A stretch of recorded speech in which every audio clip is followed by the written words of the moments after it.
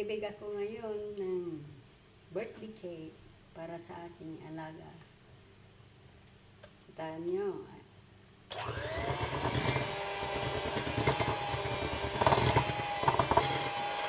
Ito yung asukal at saka butter. Kailangan i-cream mo siya. Gawin mo i-cream. Ganyan.